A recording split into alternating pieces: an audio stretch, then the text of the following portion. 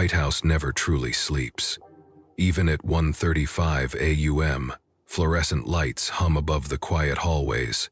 The steady rhythm of security boots echoes through marble floors, and somewhere, a television still flashes polling data into the night.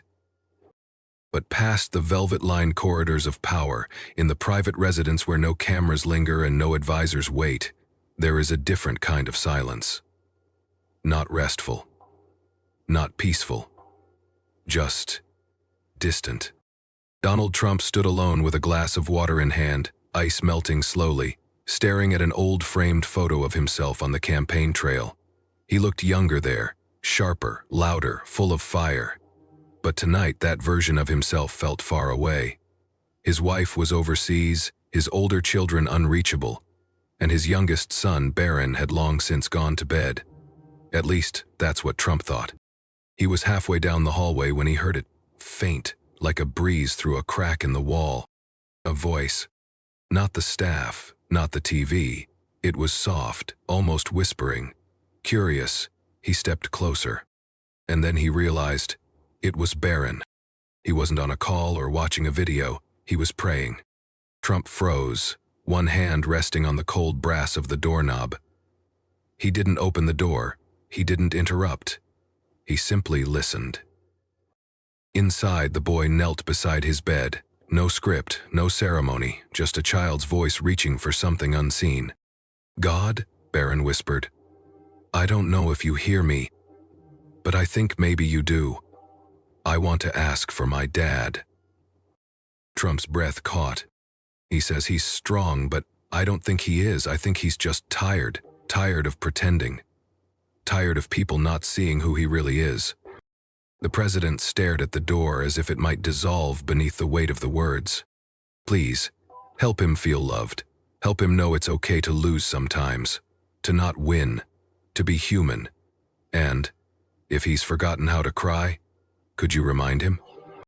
Trump stepped back, slowly, carefully. He didn't want to hear more. Not because it wasn't beautiful, but because it was too much. Because those words weren't meant for him, and yet, they had found him. That night, Donald Trump sat alone in his study. No speeches, no tweets, just silence. And for the first time in a very long time, something stirred inside him that wasn't ambition or anger. It felt like a beginning. Morning came quietly to the White House. The usual routine was already in motion. Briefings waiting, screens flickering with breaking news, and aides preparing sound bites for the day ahead. But Donald Trump didn't move with his usual urgency. He sat alone in his study, the door closed, the phone left untouched. The remote sat beside him, the television dark. He wasn't scanning headlines. He wasn't planning comebacks. He was still thinking about the voice he'd heard the night before. His son, Barron, whispering a prayer he was never supposed to hear. It wasn't the words that haunted him, it was the truth inside them. He says he's strong, but I don't think he is. That sentence echoed louder than any speech he'd ever delivered. Trump had built his life around not losing, around staying in control, staying ahead, staying bigger than whatever was chasing him. But something about hearing his son pray, not for things, but for him, had cracked through the armor. And what filled that space wasn't pride. It was shame. Not the shame of scandal or defeat, but the quieter kind. The kind that settles in your bones when you realize you've forgotten how to be human. When you remember you were once someone softer, and you don't know when you left him behind. Without thinking, Trump reached for the bottom drawer of his desk. Tucked beneath old papers and forgotten notes was a small, leather-bound Bible, aged and stiff at the spine. His mother had given it to him long ago. He hadn't opened it in years, maybe decades. Inside the cover, in fading cursive, "To Donald, may you never forget where strength truly comes from. Love, Mom." He ran a finger over her handwriting, his throat tightening. He opened it, not to any particular page, just opened it. His eyes landed on a line from 2 Corinthians. "My grace is sufficient for you, for my strength is made perfect in weakness." Weakness. He had spent a lifetime outrunning that word. But last night, his son hadn't asked for a stronger father. He had asked for a real one. Trump closed the book slowly, hands trembling slightly. And for the first time in a very long time, he wasn't listening to advisors, pollsters, or the roar of the crowd. He was listening to something else. Maybe to himself. That evening, the White House kitchen received an unusual request. 2 plates, no formal menu, no guest, just a simple dinner. The president wanted whatever Barron was having. Nothing more, nothing less. It was strange enough that the staff took notice, but no one asked questions. Donald Trump stood outside his son's room with a tray in hand, something he hadn't done since Barron was a small child. He knocked once. The door creaked open. Barron looked up from his headphones, surprised. "Oh. Hey. Mind if I join you?" Trump asked. "For what?" There was a brief pause, then Barron stepped aside. "Oh." They sat together on the small couch, 2 plates balanced on their laps, the television muted, the silence between them not awkward, just real. Barron ate quietly. Trump took a few bites, mostly pushing food around his plate. Then, softly, Trump said, "You ever pray before dinner?" Barron shrugged. "Sometimes." "I used to," Trump replied. "When I was your age. My mother made us." Barron smiled a little. "Bet she didn't have to ask twice." Trump chuckled. "She had her ways." A longer silence followed. Then Trump looked at his son, carefully choosing his words. "Last night, I heard you." Barron froze, fork halfway to his mouth. "I didn't mean to," Trump continued. "I was walking by your room." The boy lowered his fork slowly. His face didn't shift into embarrassment or anger, just quiet, still. Trump exhaled. "I didn't know you felt that way." Barron didn't speak for a moment. Then he said, simply, "You never asked." The words weren't accusatory, just honest, and they landed harder than anything Trump had heard in years. He didn't argue, didn't explain. He just nodded, eyes dropping to his lap. "I think you're tired," Barron said softly, "and lonely." Trump looked up, startled by the clarity in his son's voice. "So do I," he whispered. And in that moment, something shifted. Not dramatically, not loudly, but the distance between them lessened. Not because a speech was made or a wound was healed, but because for the first time in a long time, Donald Trump listened. Not to defend, not to respond, but to hear. And sometimes, that's where love begins again. That night, long after the last staffer had gone home and the White House halls had settled into their usual late-night hush, Donald Trump found himself alone in the Oval Office. No cameras, no advisors, no noise. Only silence. He stood in the center of the room, staring at the presidential seal beneath his feet, lit only by the warm glow of a single desk lamp. His reflection glinted faintly in the window, the suit, the tie, the familiar silhouette. But tonight, something about it looked different. Not smaller, not weaker. Just quieter. He moved slowly to the window and rested a hand on the glass. Outside, the south lawn was still, the flag overhead gently stirring in the wind. But inside, something was shifting. He sat down, not at the Resolute desk, but on the carpet, cross-legged. Alone. He had stood on stages with tens of thousands cheering. He had commanded rooms, brokered deals, led a nation. He had been called strong more times than he could count. But in this moment, he didn't feel strong. He folded his hands, more from instinct than tradition, and lowered his head. No speech, no performance. Just a whisper. "I don't know if you hear me, but I think maybe you do." His voice cracked, thin and worn. "I think maybe I forgot what being strong really means." The words fell into the dark like stones into deep water. He wasn't asking for favor. He wasn't bargaining. He was just telling the truth, maybe for the first time in a long, long while. "I've spent so much time trying to win, trying to prove I'm bigger than pain, louder than doubt, tougher than fear. But my son, he sees something I forgot how to see, and I think he still believes in me. A long pause, then, almost inaudibly, I want to be worthy of that.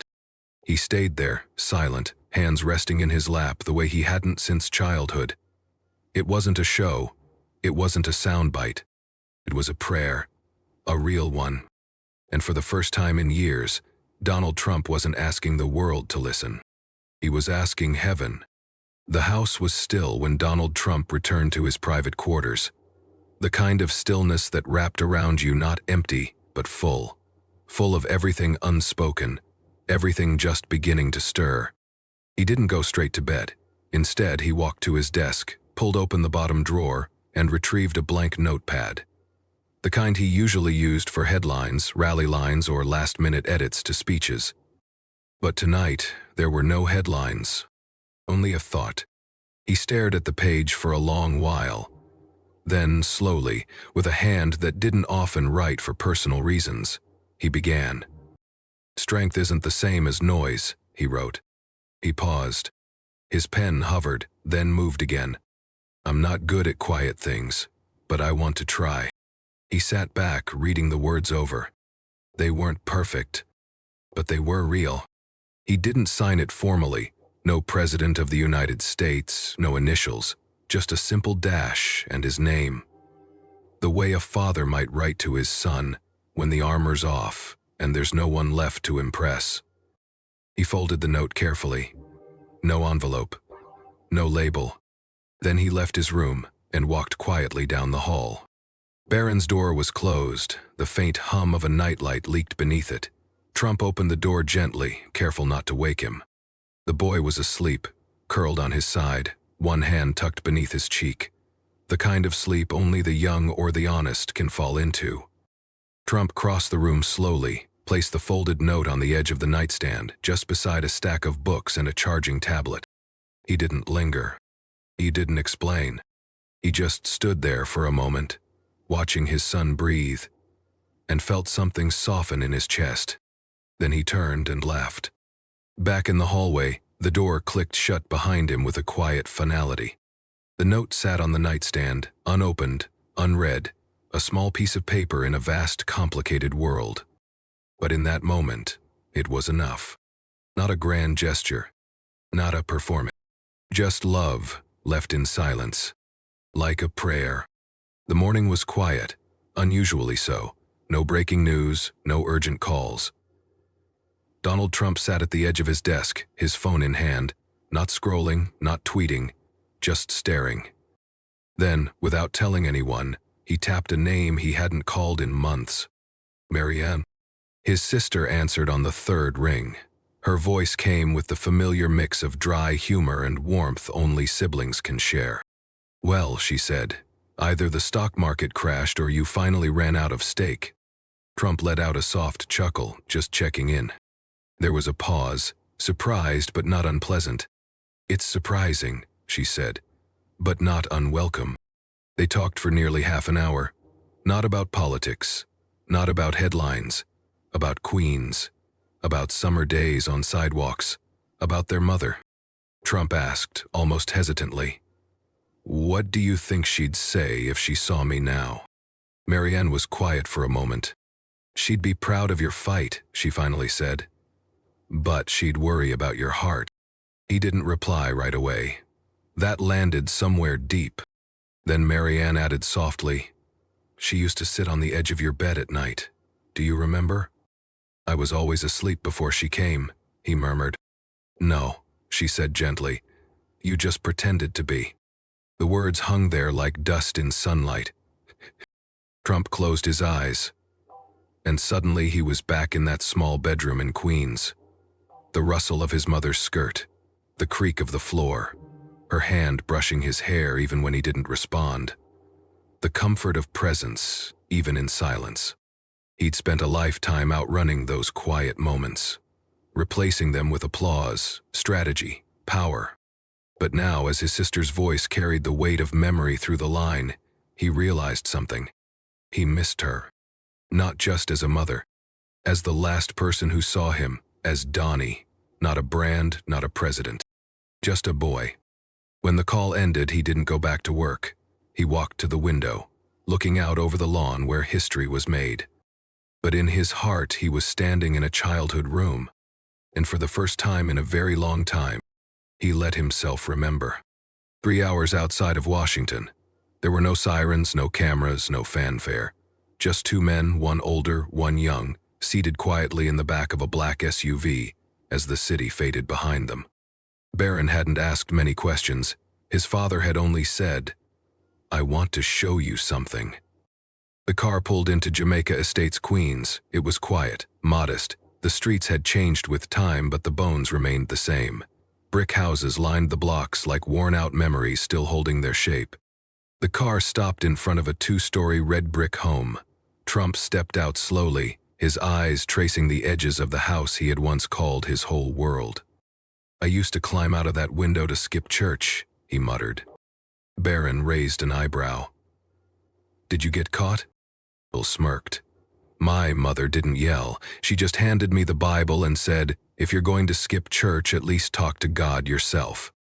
They walked the block in silence, past the tree where Fred once dared him to climb higher, past the stoop where he learned to bluff before he could drive. The past lived here, not in plaques or history books, but in sidewalk cracks and ivy-covered fences.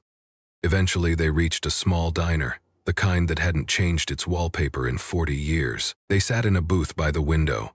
No one recognized them. They ordered grilled cheese and milkshakes. No talk of politics, no mention of the world waiting outside. Just father and son, sharing a lunch, like people do. Later they stood before a simple grave in a quiet cemetery. Marianne Trump. The stone was clean, the ground still soft from recent care. Trump knelt, awkwardly at first, but then with intention. He rested a hand on the cold stone and whispered, "I think I forgot how to be small. But I'm remembering now." Barron didn't speak. He just watched. His father, not the president, not the figure in headlines, kneeling with his head bowed. Not out of duty, but out of love. And for the first time, Barron saw a man unguarded. A man who had returned to where he came from, not to stay, but to remember. And in remembering, something inside him quietly healed. The Washington night wrapped the White House in its familiar hush. Outside, leaves rustled in the trees. Inside, something far quieter stirred. Donald Trump stood at his son's bedroom door, not out of obligation, not as a check-in, but with something deeper in his chest. He knocked once. Barron looked up from a book. "You checking again?" he asked with a small smile. Trump smirked. "I thought maybe we could pray together this time." Barron blinked.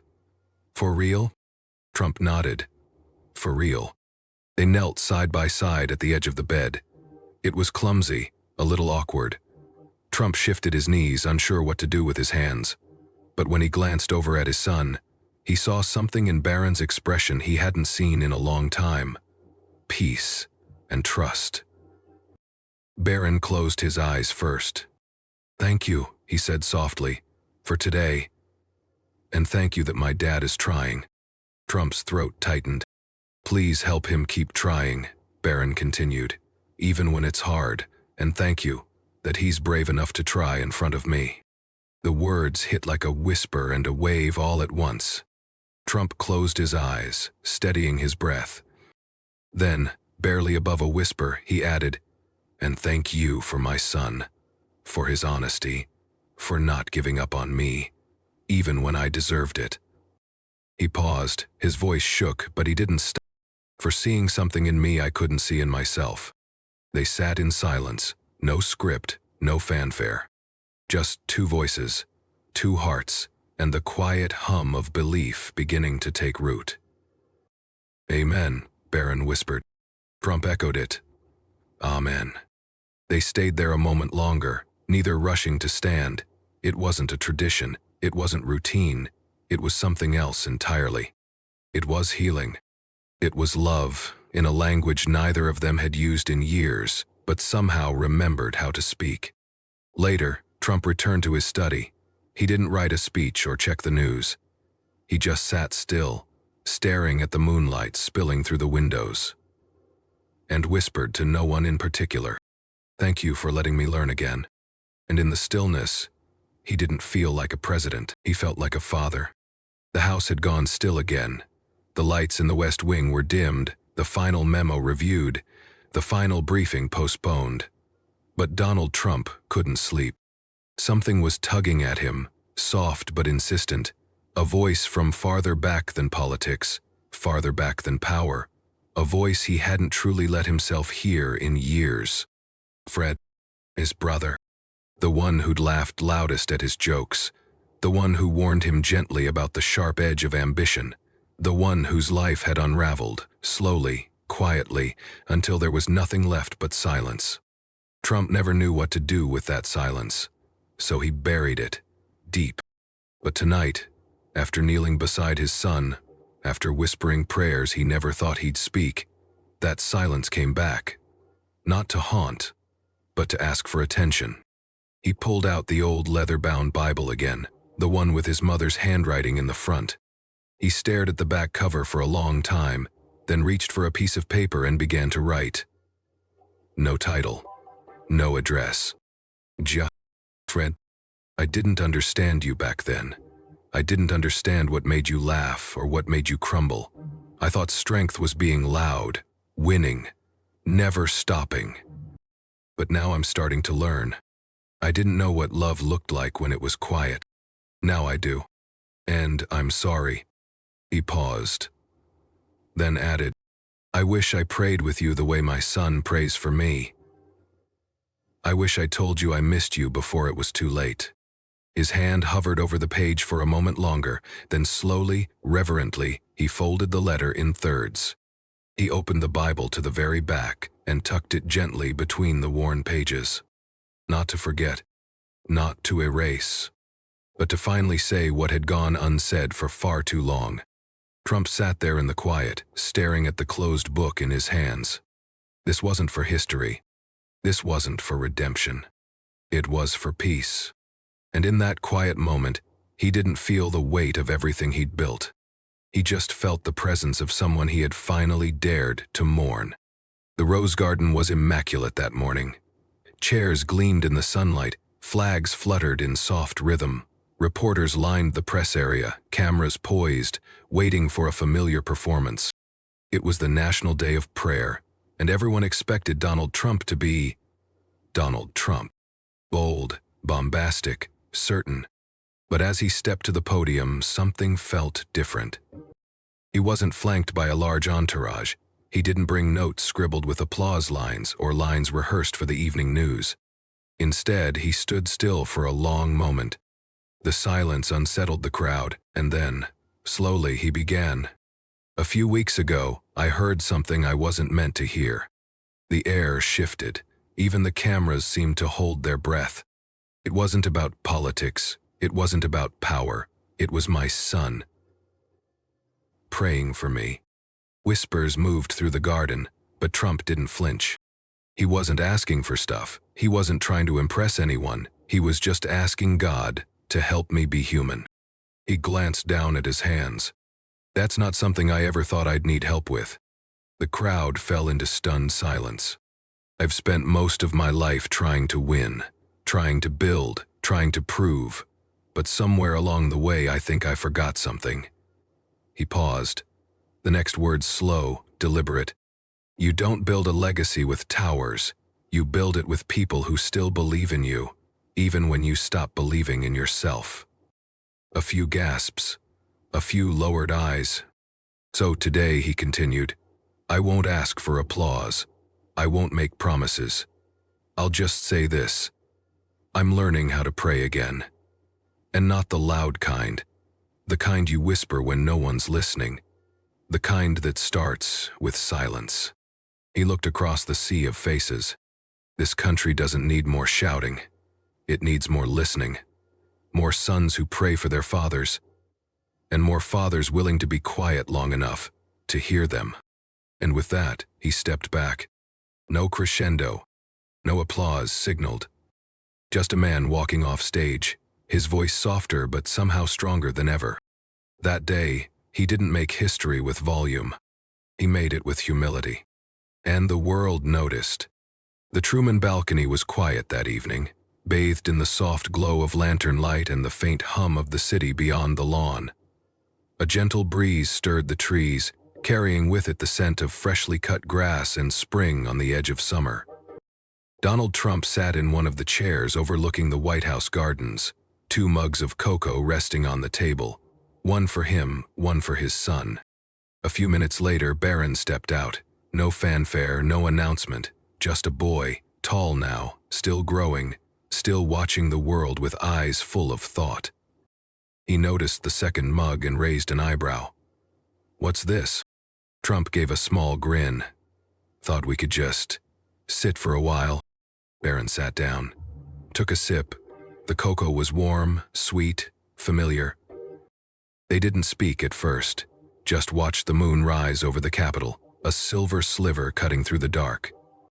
Then Trump asked, voice low and unsure, "Do you still pray for me?" Barron looked over, surprised. "Even when you don't hear me?" Trump nodded. Barron gave a faint smile. "Yeah, I do." Trump swallowed. "Do you think?"